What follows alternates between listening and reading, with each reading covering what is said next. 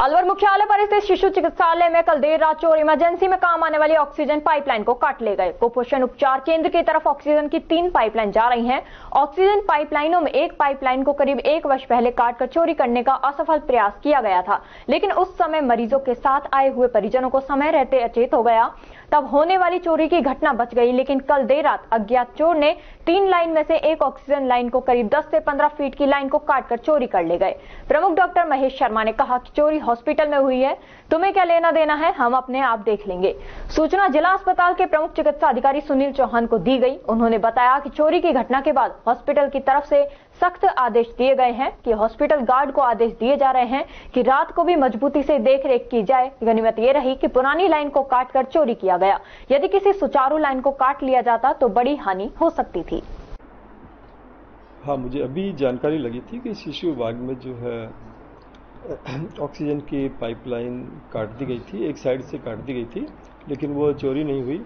अब वो लेकिन कोई भी बात है, इसको जानकारी में आए हैं और इस पे फोकस कर रहे हैं। बायोमेडिकल इंजीनियर ने उसको जोड़ दिया है और कोशिश ये रहेगी कि यदि वो काम में नहीं आ रही है तो उसकी सेफ्टी के लिए हमको ध्यान देना पड़ेगा।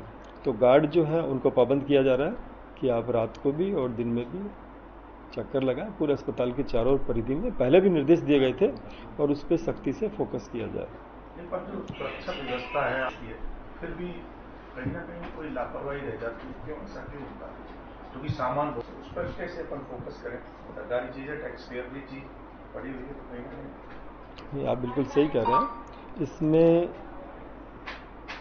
जिनका सामान पड़ा हुआ है, जो ठेकेदार का है या जिन कंपनी की तरफ से काम हो रहा है, एजेंसी की तरफ से, उनको पाबंद किया जाएगा कि अपने सामान की सुरक्षा स्वयं रखें और साथ में यदि आपका आना जाना रहता है तो अपना पुलिस वेरिफिकेशन या दूसरे काम का भी ध्यान दीजिए। विभागाध्यक्ष कहते हैं कि क्यों पूछ रहे हैं, ऐसा इस तरह का वक्तव्य देना कहाँ तक सही है?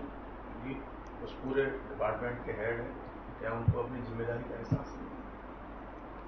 हाँ, नहीं, बिल्कुल सही बात है, एहसास होगा उनको, लेकिन मैं उनसे इस बारे में बात कर लूंगा कि इस तरीके से उनको नहीं कहना चाहिए।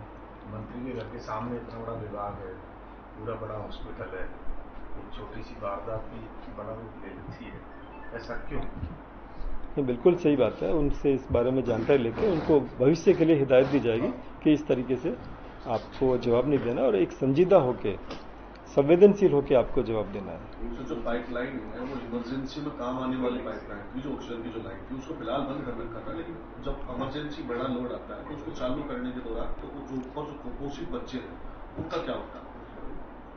हाँ, बेसिकली कुपोषित बच्चों में ऑक्सीजन की आवश्यकता नहीं होती है। ये कोविड के टाइम में हमने ऑक्सीजन की लाइन ज़्यादा से ज़्यादा बेड्स पे लगवाई थी। दूसरी बात, ये अभी हमने ऑक्सीजन प्लांट चालू नहीं किया है। जब ज़्यादा ज़रूरत होती है, लोड बढ़ता है पेशेंट्स का, ऑक्सीजन की ज़्यादा ज़रूरत होती है तो ही इसको देखा जाता है। अदरवाइज जनाना अस्पताल में जो ऑक्सीजन प्लांट है वही काम में लिया जाता है।